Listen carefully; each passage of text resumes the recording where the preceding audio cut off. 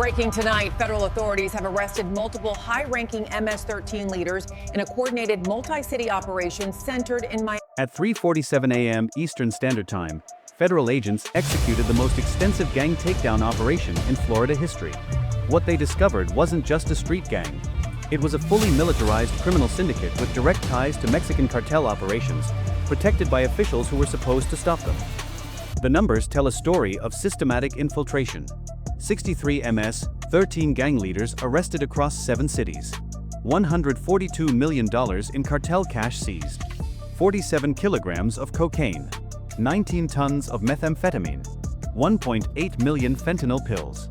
And evidence of a shadow financial network that stretched from Miami to Mexico City, controlled by a man who was supposed to be upholding the law. This is not a story about gang violence. This is a story about organized treason. About how MS-13 transformed from a street gang into a cartel enforcement arm. And about the state official who made it all possible. Stay till the end. Because what federal agents found in those final hours will show you just how deep the rot goes. And trust me, you're not ready for what comes next. 3:47 a.m., Little Havana, Miami, Florida. The streets are empty. Heat still rises from cracked asphalt even in the dead hours before dawn.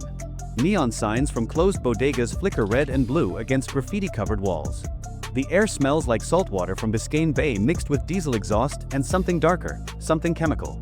But in the silence, a storm is forming. FBI tactical units. DEA strike teams. ICE Homeland Security investigation squads. ATF agents with breaching equipment. Over 300 federal agents in black tactical gear, night vision mounted, moving through the maze of alleyways and apartment complexes that make up the operational heart of MS-13 territory in South Florida. They've been building this case for 22 months. Wiretaps on encrypted phones. Undercover agents embedded in gang cells. Financial forensics tracking cash flows through car washes, check cashing stores, and fake construction companies.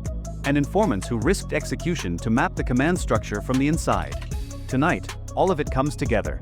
The primary target is a 3-story apartment building on Southwest 8th Street. From the outside, it looks abandoned. Boarded windows. Peeling paint. But inside, it's a fortress. Steel-reinforced doors. Security cameras on every corner. Armed guards on rotation 24 hours a day. This is where the leadership meets. Where money gets counted. Where orders come from. At 3:51 a.m., the breach begins. A DEA tactical van crashes through the front gate. Flashbang grenades detonate in sequential bursts, white light flooding through every window. FBI agents pour through the front entrance while another team rappels from the roof, smashing through second-story windows in a coordinated assault. Federal agents. Down on the ground. Hands visible now. Inside, chaos erupts. Gang members scramble. One tries to flush plastic bags down a toilet. Another grabs for an AK-47 leaning against the wall. He doesn't make it. An agent tackles him, drives him face first into the floor, zip ties snapping tight around his wrists. But most don't resist. They know when it's over. In the main room, agents find what they came for.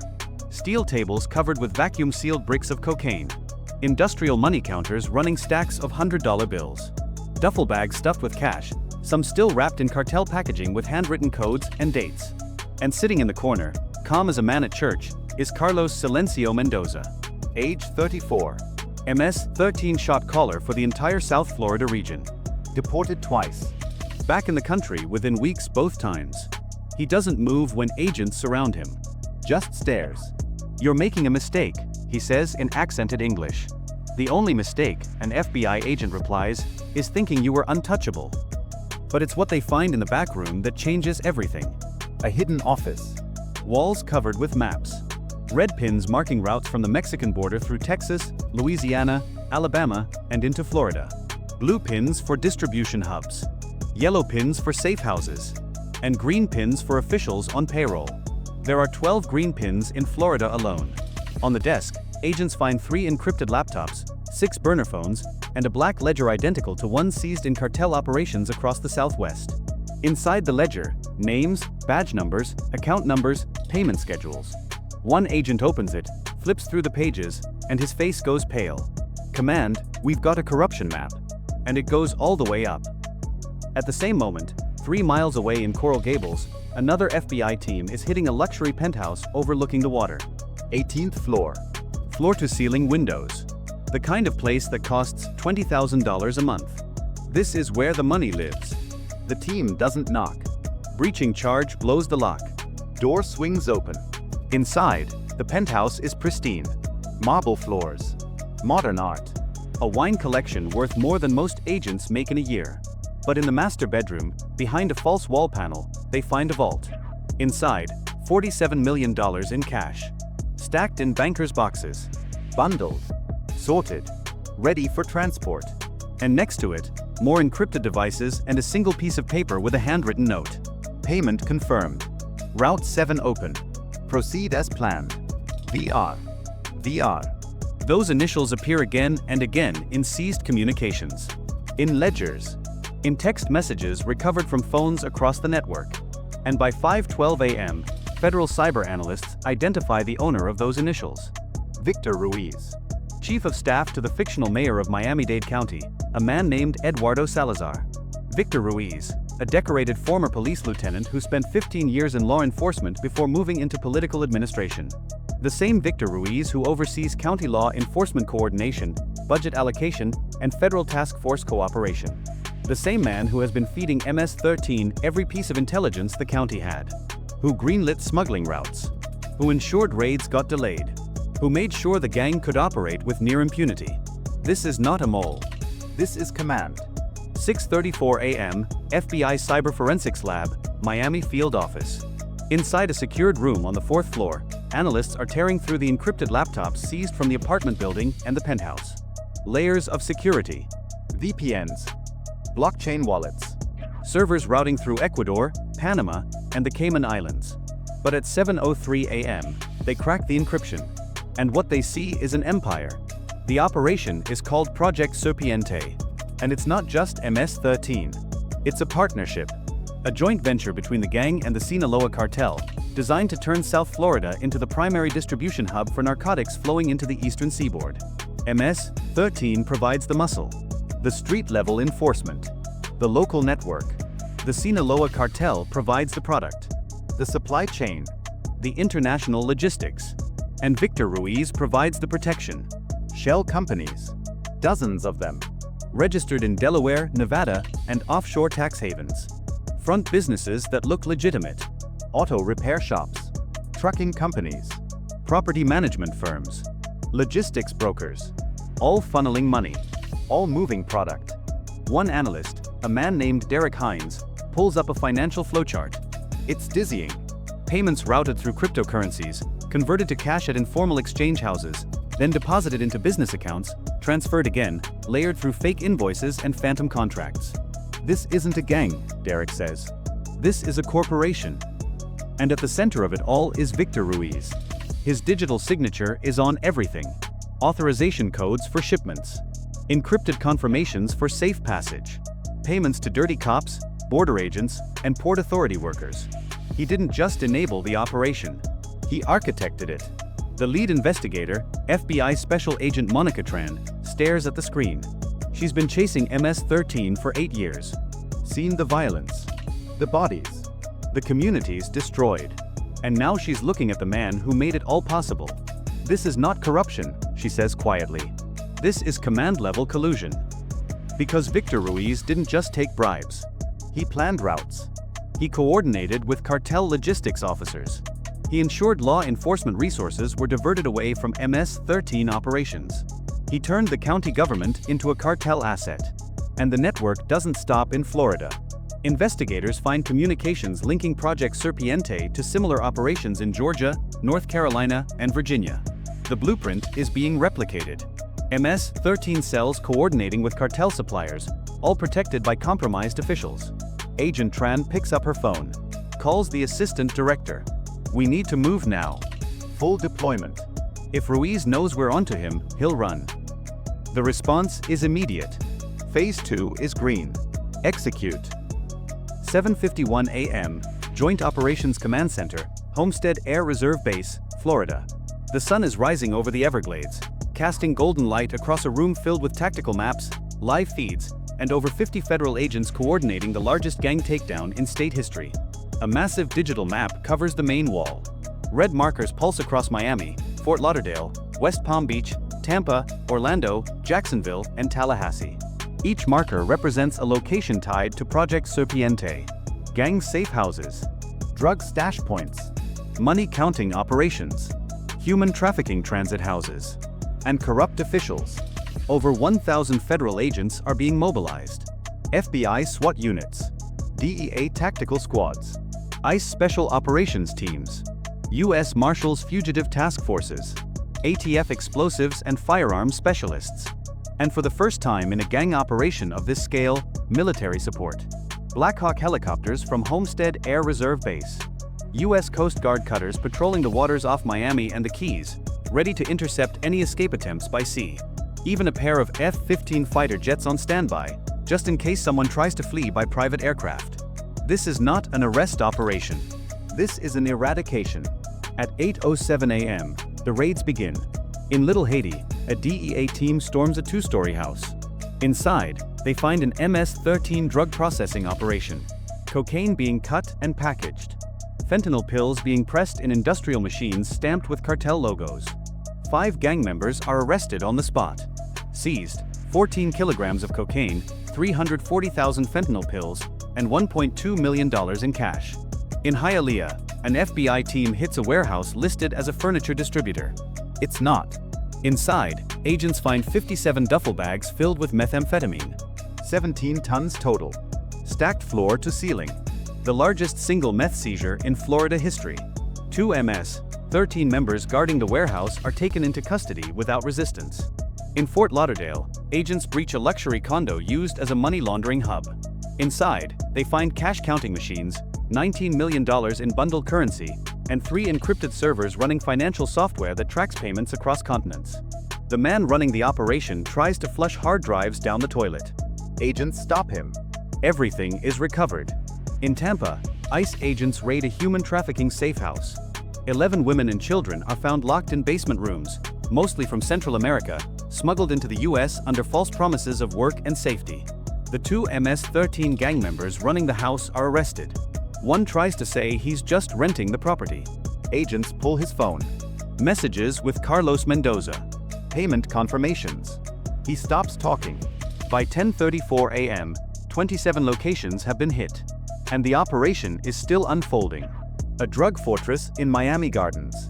A mansion with reinforced walls, surveillance systems, and armed guards. FBI tactical units breach with armored vehicles. Inside, they find a cartel-level arsenal. AK-47 rifles, AR-15s, grenades, body armor, and another $8 million in cash hidden inside false walls. A drug tunnel, not at the border, but under a commercial dock in the port of Miami, connected to a shipping container yard. The tunnel is 15 feet deep, reinforced with concrete and steel, and equipped with a motorized cart system for moving product. Agents estimate it's been operational for at least 18 months. At the tunnel's end, they find another cache: cocaine, heroin, and high-grade communication equipment used to coordinate shipments. One agent radios back to command. This isn't street level anymore. This is cartel infrastructure. And he's right. Because by 11:52 a.m., federal agents have seized over 47 kilograms of cocaine, 19 tons of methamphetamine, 1.8 million fentanyl pills, $142 million in cash and assets, and arrested 63 MS-13 gang leaders and operatives. The underworld just took more damage in 8 hours than it had in the last 8 years. 1:15 p.m., FBI Evidence Analysis Room, Miami Field Office. Investigators are combing through seized servers, transaction logs, patrol schedules, and internal emails. And what they're finding is worse than anyone imagined. Victor Ruiz didn't work alone. He built a network inside law enforcement. 12 officers on MS-13 payroll.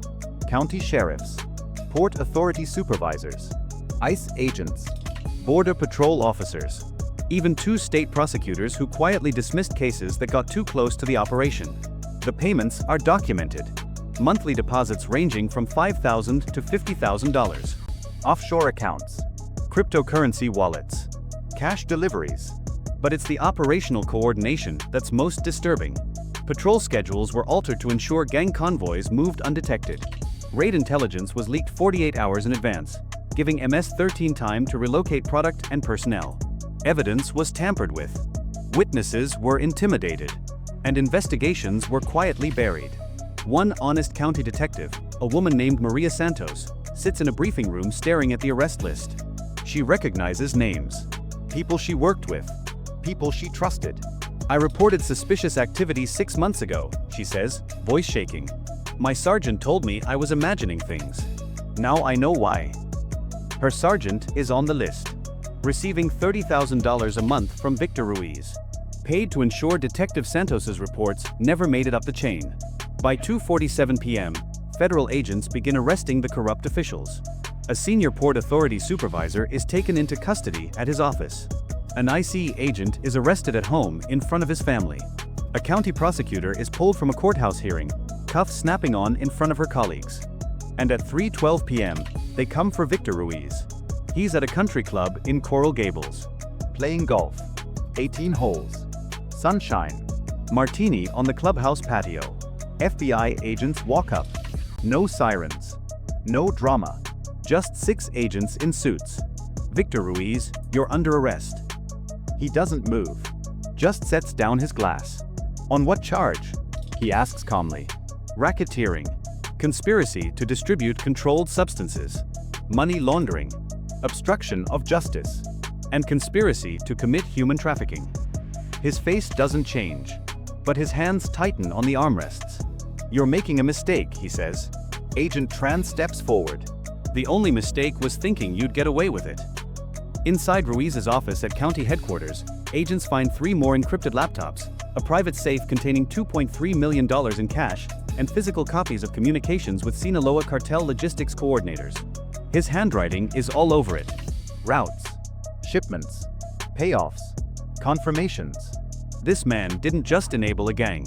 He ran a parallel government for the cartel. 5:47 p.m., interrogation room, FBI field office. Carlos Mendoza sits across from Agent Tran. He hasn't said a word since his arrest. Just stares.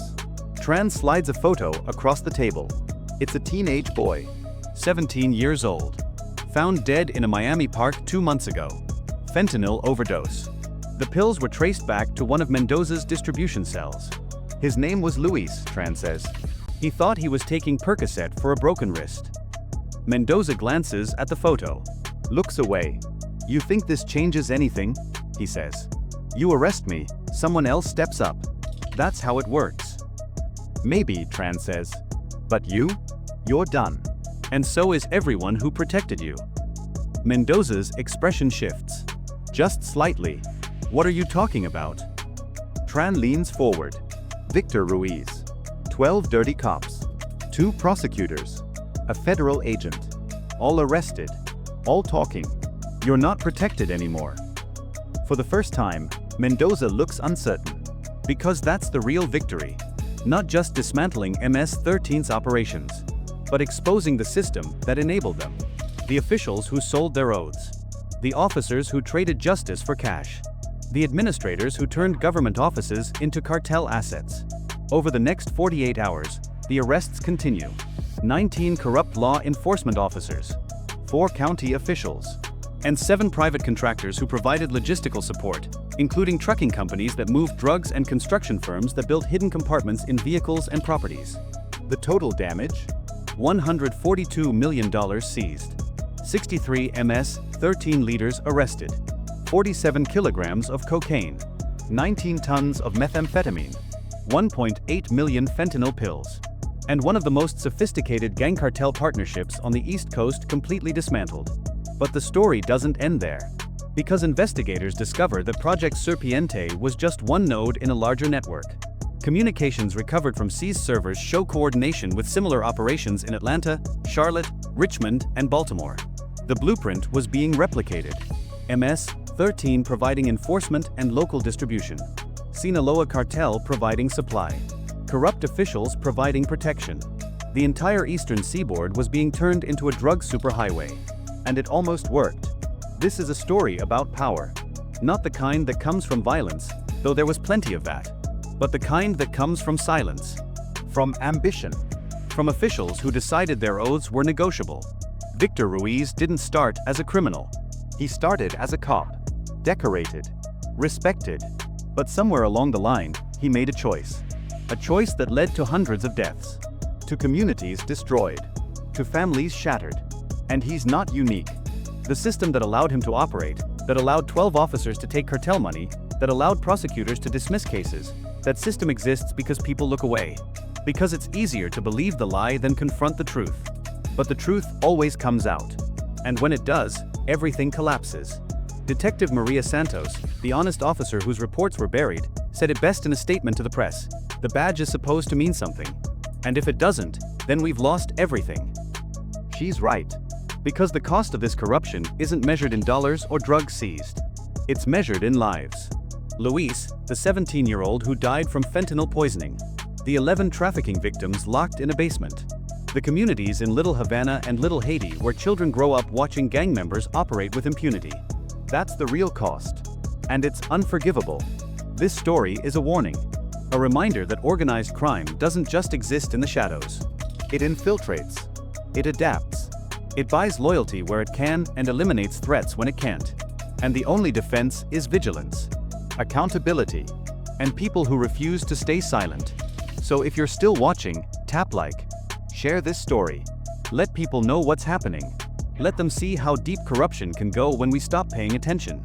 Comment expose if you believe this kind of infiltration needs to be dragged into the light and torn apart.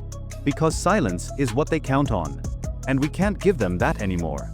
This story is fictional. But the tactics, the strategies, the corruption, they're all real. Happening right now in different forms across the country. Stay aware. Stay vigilant. And never stop demanding accountability. Because the moment we do, the moment we assume the system will protect itself, is the moment it falls. And we can't let that happen. Not now. Not ever.